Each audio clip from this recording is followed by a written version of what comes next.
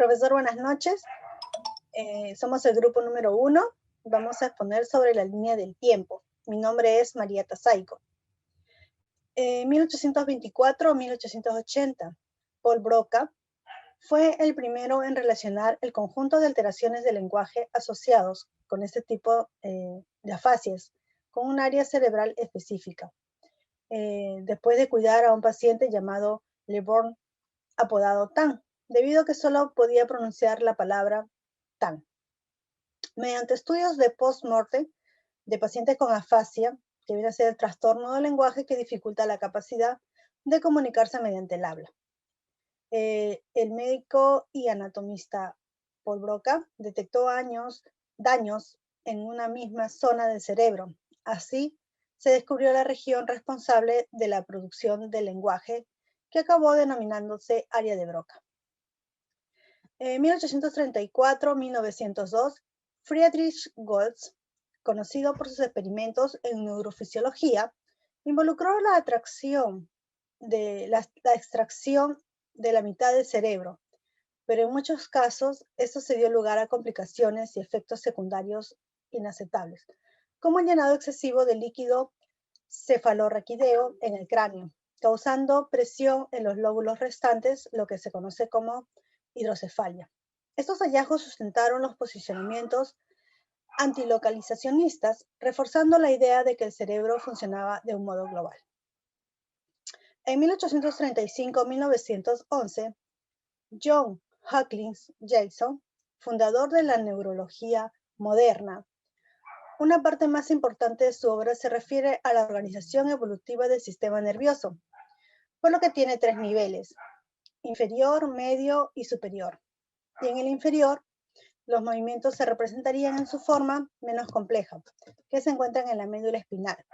En el nivel medio, consistiría en la llamada área motora de la corteza, y los niveles motores superiores se localizan en el área prefrontal.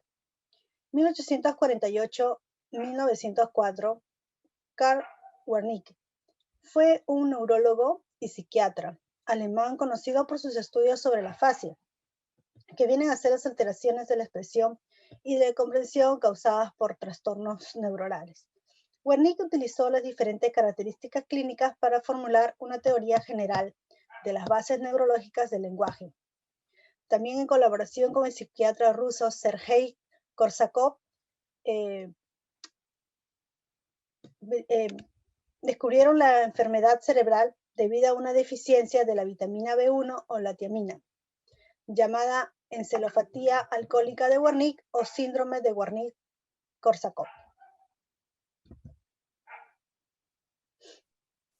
Ahora vamos a ver a Kurt Goldstein. Él realizó importantes aportaciones a la neuropsicología clínica, por lo que puede ser considerado como uno de los pioneros de la rehabilitación neuropsicológica del daño cerebral. También analizó la conciencia perceptiva alterada, si se parte de una psicología de la percepción normal. También vamos a ver a Carl Lashley.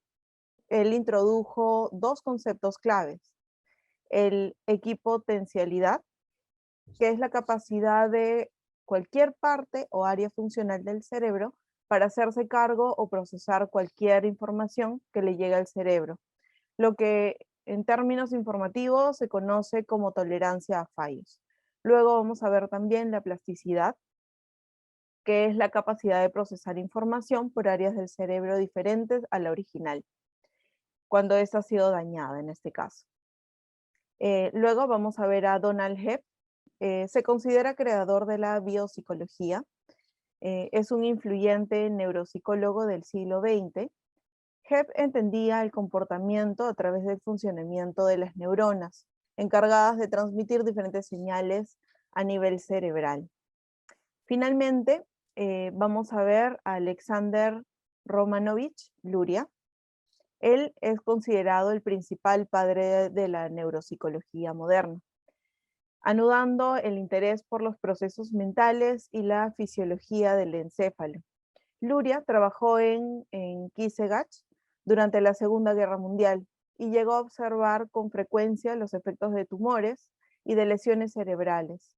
Fue en esta época en la que nacieron las bases de la neuropsicología al vincular las lesiones con los problemas cognitivos y del lenguaje.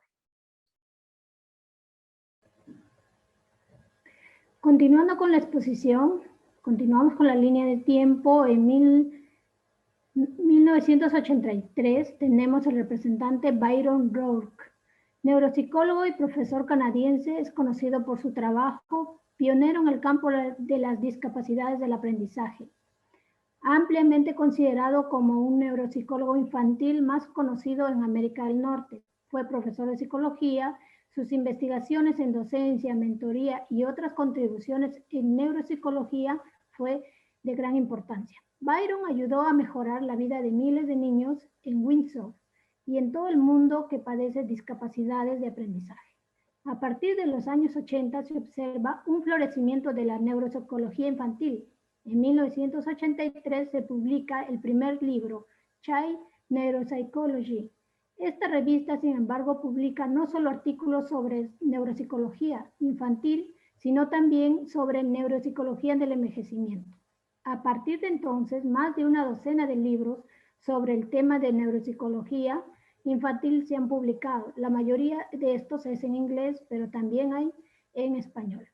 Byron propuso el primer modelo etiológico basado en las diferencias funcionales, la neuropsicología interaccionista e interdisciplinar, que investiga la naturaleza de los procesos cognitivos, poniendo énfasis en la interacción cerebro-conducta.